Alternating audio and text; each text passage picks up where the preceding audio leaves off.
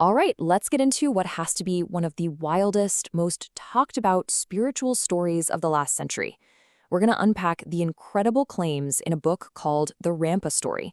And trust me, it all kicks off with a mission so bizarre it makes you question everything you think you know about, well, life itself. So get this. This is the telepathic command that just kicks the whole story into gear.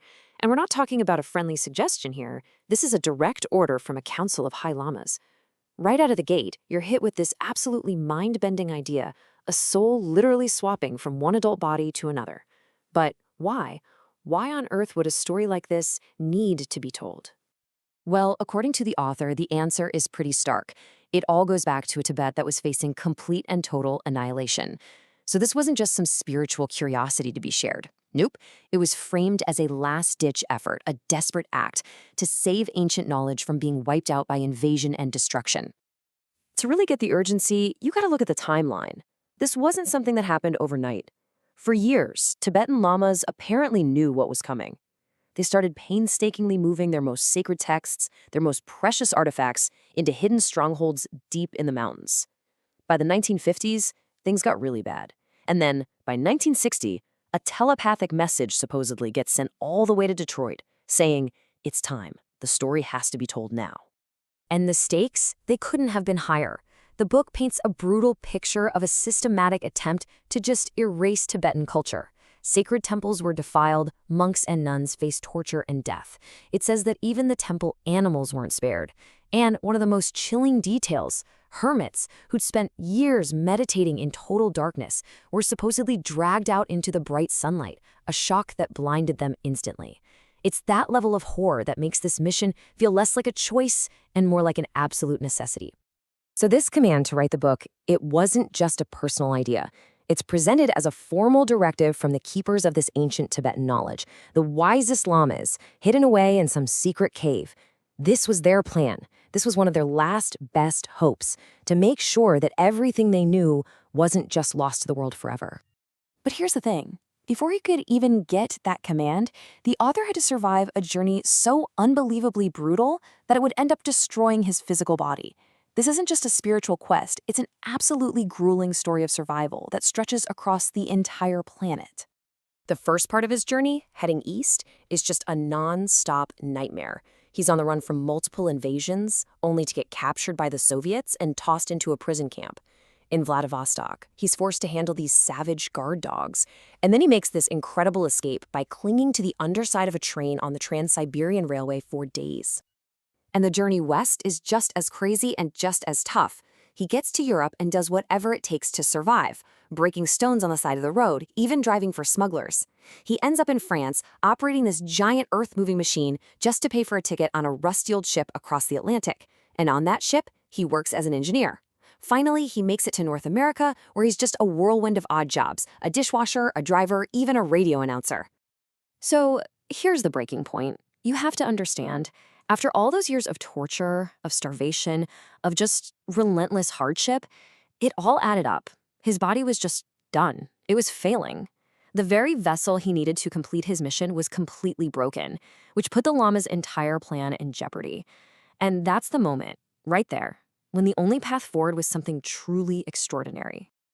And this brings us right to the heart of the book's claim, what he calls the Great Exchange. Now, the author has to explain the metaphysics, the how-to, of one soul leaving a body so that another one can move in. It's an idea that required a pretty radical solution. Okay, so how does the book say this actually works? How could something that sounds totally impossible actually happen?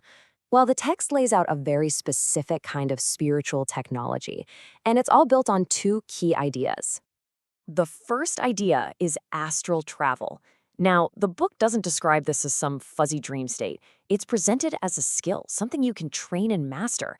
It's the ability for your consciousness, your spirit, to literally detach from your physical body and go anywhere you want, all while being completely awake and aware. This is the vehicle that makes the whole exchange possible. The second concept, and this one is absolutely critical, is the silver cord. The book describes it as a literal lifeline, this vibrant, shimmering cord of energy that connects your astral self to your physical body. It's what keeps you alive. As long as that cord is attached, you're good. But if it's severed, the body dies. Simple as that. So, with those two ideas in place, the book lays out a very clear step-by-step process. Step 1, find a willing host, someone who is ready to leave their life. Step 2, you meet that person's spirit on the astral plane and make your pitch. Step 3, and this is the most important part, you have to get their full, total 100% consent. Only then can the exchange happen. The original soul cuts its silver cord, and at that exact moment, the new soul moves in and connects its own. And what's really fascinating is how that consent was supposedly gained. The Lama's astral form didn't appeal to the guy's selfishness. It appealed to a higher purpose. He basically asked this Englishman, who was unhappy with his life anyway, to make a huge sacrifice for humanity, to give his mediocre life a truly profound new meaning. So the exchange happens. And this brings us to the final and maybe the most jarring part of the story. You have this highly trained Tibetan Lama who suddenly wakes up in the body of an ordinary Englishman living in post-war Britain. But he's still got that sacred mission to complete. And the culture shock he describes, it's just immense. I mean, can you even imagine? 1 minute, you're living a life of deep spiritual discipline, and the next, you're having to report to the local labor exchange. You go from being a master of esoteric arts surrounded by other monks to living with a wife who has no clue her husband is now a totally different person. There's even this one story where he falls off a bike because he's so clumsy in his new body, and a bystander just immediately accuses him of being drunk. And the struggle wasn't just cultural, it was deeply physical. Rampa talks about how incredibly hard it was just to learn to control this new body. It wasn't like flipping a switch. He describes moments where his arms and legs just wouldn't respond to his commands. It was like he was a pilot dropped into the cockpit of a completely alien machine. But through all that difficulty, the mission was always there. The whole point of this unbelievable journey was to be a bridge between two worlds, to introduce Westerners to Eastern ideas like auras, telepathy, and clairvoyance, to use his own life as living proof that consciousness isn't locked into one body, and finally, to share what he'd been through as a warning to a world he believed was in danger. And that leaves us right here with the big, unavoidable question. Is the Rampa story a real, first-hand account of a spiritual journey that's unlike anything else we've ever heard?